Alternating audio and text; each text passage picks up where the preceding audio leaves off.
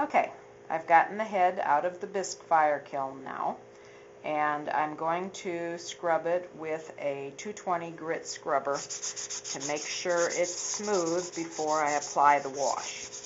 Then I'm going to do a quick video for you on applying the wash to the head. So I've already scrubbed this quite a bit, so I'll just show you. I'm just using a 220 grit scrubber, and we're going over the head here. Then I would also take like a real soft cloth and some rubbing alcohol, and you could go over your face just to make sure all the dirt and the grit is off of there before you start applying the wash. Okay, now the only tools I need to do the wash with is, this is my tile with German Wash, which is my brand. It's one of my colors called German Wash. I have that already mixed with medium number 1 of Karen Buttigieg's, and that's already been pre-mixed here. Okay, then I have a little Super Doll sponge. Then I've got a large China mop and a large stippler. Okay, that's all I'm going to need to do the wash. Okay, I'm going to start by taking the sponge. I'm going to go out here. I'm going to dip in a little bit of the extra medium, and then I'm going to go into my paint. Now I'm not going into a real heavy puddle of paint here. I want to start from the edge. I'm going to take the sponge. Now I have applied no medium to the head. The head is dry. I'm only adding medium to the sponge. Okay, so I'm going to start by trying to blend as much as possible with the sponge. I'm going to do the front of the face first. I'm going to take it, get it down in among the little cracks and crevices. Okay, time to reload here. I'm going to go back into my real thin down paint mixture here. Add some more. Okay, I've almost got the whole face area covered here. I need a little bit more medium. I'm going to go back in and grab a little bit more paint now.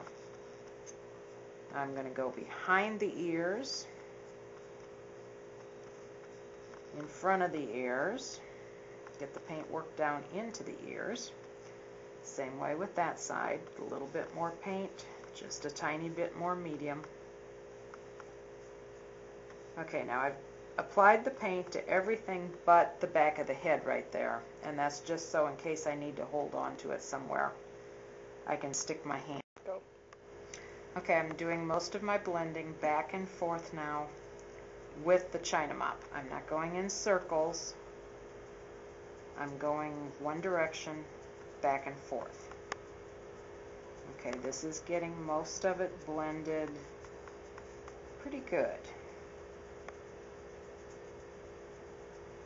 Okay, then now I'm going to go the opposite direction, back and forth. If you have just the right amount of medium and paint on your sponge, you can do almost all of your blending with the sponge. And this is really a pretty fast, easy process. The more you play with it, the ruddier your complexion's going to look when you're done. And it's not going to have a nice sheen to it. It's like you work all of the flux out of the paint, and it doesn't have near as nice a sheen as what it does if you do this rather quickly. Okay, actually the front is all done. I can take this large stippler and make sure it's in the areas around the nose and into the cracks around the mouth, and make sure that's all blended in. Then all I've got left is just this one little space on the back of the head. So I'm going to reapply a little bit of medium, a little bit of paint.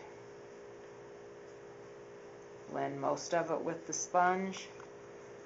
Then all it takes is a few swishes across there with the China mop.